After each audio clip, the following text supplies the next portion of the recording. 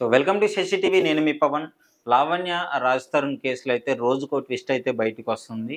So నిన్నంతా పాపం వాళ్ళ పేరెంట్స్ బయటే ఉన్నారు. తెల్లవారుజామున అయితే లోనకి లావణ్య రానిచ్చినట్టయితే తెలుస్తుంది. రానిచ్చిన తర్వాత కూడా ఒక కాల్ రికార్డింగ్ అయితే బయటకొచ్చింది. ఎప్పటిదో పాతది. బట్ అది వినిపించిన తర్వాత నేను మీతో మాట్లాడదలుచుకున్నాను. ఒకసారి వినండి. నీకేం కావాలి? ఇప్పుడు నువ్వేం ఎక్స్పెక్ట్ చేస్తున్నావు హరియానా? ఒకటి చెప్పు. నేనేం చేసిన లైఫ్ లో నేను నా ఇంట్లో చెప్పేసుకున్నాను. నా లైఫ్ లో ఈ అబ్బాయి మాత్రం మన ఇంట్లో ఫ్యామిలీ మెంబర్ నాతో ట్రావెల్ అవుతాడు అని. ఓకే ఓకే హరియానా, ఆ అబ్బాయి కూడా నీకు ఫ్రెండ్ గా ఉంటాడు. ఫ్రెండ్ కాదు లావణ్య. మరి ఏంటి మరి ఏంటి హరియానా? చెప్పు ఏంటి ఇప్పుడు చెప్పు, పేరు చెప్పు. చెప్పు ఏం చెప్పు. ఫ్రెండ్ చాలా ఎక్కువ, చాలా ఇంపార్టెంట్. మనిషి నాకు అవసరం లేదు. ఈ మనిషి నాకు ఉండాలి లైఫ్ లాంగ్. మనం ఉండకపోతే ఏం చేస్తావు? గోడ కలిసి బాధపడతాం. ఓకే అందుకని ఏం చేస్తాను సో రికార్డింగ్ ఏదైతే విన్నారు కదా. సో ఏంటి అంటే లావణ్యతో రాజ్ తరుణ్ అలాగే Hariyana, Bigg Boss fame Hariyana కూడా ఇందులో ఇన్వాల్వ్ అయ్యి ఉంది. తను మాట్లాడడం జరిగింది. తన ఫ్రెండ్ కంటే ఎక్కువ అని చెప్పేసి మాట్లాడడం మనం అయితే క్లియర్గా చూస్తున్నాము. సో లావణ్య ఇది బయటికి తీసుకొచ్చింది ఆడియో. నేను ఎందుకు రాజ్ తరుణ్ పరువు పోకూడదు అనే నేను ఆగాను ఇన్ని రోజులు అని చెప్పేసి లావణ్య గారు అయితే చెప్తున్నారు. అసలు ఏంటి వీళ్ళ ఈ విషయంలో ఇద్దరు తప్పు చేశారని చెప్పేసి లావణ్య ఓపెన్‌గా ఇద్దరము తప్పు చేశాము. ఇద్దరిది అయిపోయింది. నేను మళ్ళీ మూవ్ ఆన్ అయిపోదాం అనుకుంటున్నాను. మా అత్తమామల్ని పిలిపిద్దాం అనుకుంటున్నాను. వాళ్ళు కేర్ టేకర్ లాంటి వాళ్ళందరినీ తీసుకొచ్చి దాడి చేయడం వల్లనే నేను వాళ్ళని ఇంట్లోకి రానివ్వలేదు అని చెప్పేసి అయితే లావణ్య వెర్షన్‌లో వింటున్నాం మనము.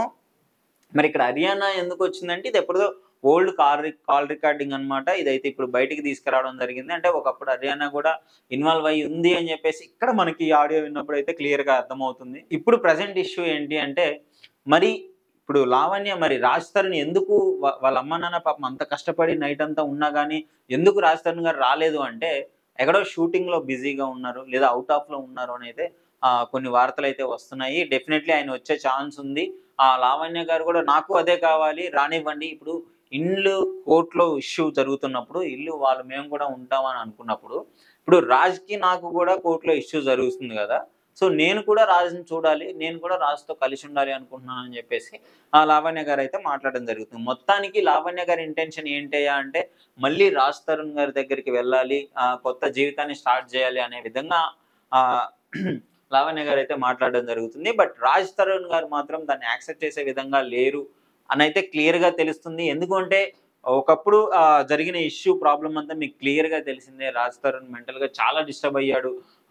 తనకి చాలా అంటే అఫెండ్ అయిపోయాడు. తను ఇట్లా మాట్లాడుతుంది, ఇట్లా చేస్తుందని చెప్పేసి తను అనుకోలేదు అని చెప్పేసి క్లియర్‌గా మాట్లాడాడు. తనకి ప్రూఫ్‌లున్నాయి.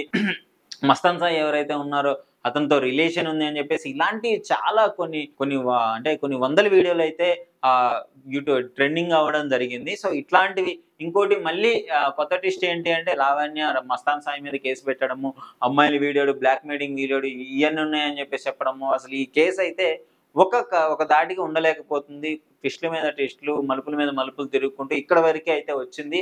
మొత్తం అయిపోయింది అనుకున్న టైంలో వాళ్ళు పేరెంట్స్ రాజ్ తరుణ్ గారి పేరెంట్స్ ఎవరైతే ఉన్నారో ఓన్ హౌస్‌కి షిఫ్ట్ అవ్వాలని అనుకున్నారు. ఇప్పుడు అదే హౌస్‌లో లావణ్య గారు ఉండడము, వీళ్ళు వెళ్లి అక్కడ డోర్ తీయమని వాళ్ళు తీయకపోవడమా, లేదు అక్కడ ధ్వంసం చేయడం జరిగింది అని చెప్పేసి లావణ్య ఆరోపించడము.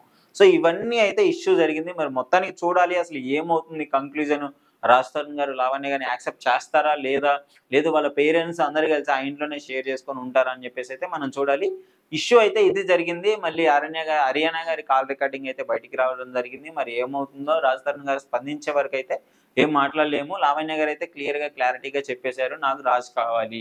నేను మీడియా ముఖంగా అయితే సారీ చెప్పాను. కాళ్ళు కూడా పట్టుకున్నాను అని చెప్పేసి చిన్నడా అని చెప్పేసి మాట్లాడడం జరిగింది. సో రాజ్ తరుణ్ గారి నుంచి ఎలాంటి స్పందన వస్తుందో అసలు ఆయన ఏం మాట్లాడతాడో విన్న తర్వాత గానీ ఇక్కడ ఒక కేస్ అనేది ఒక దశకి రాదని చెప్పేసి అందరూ భావిస్తున్నారు.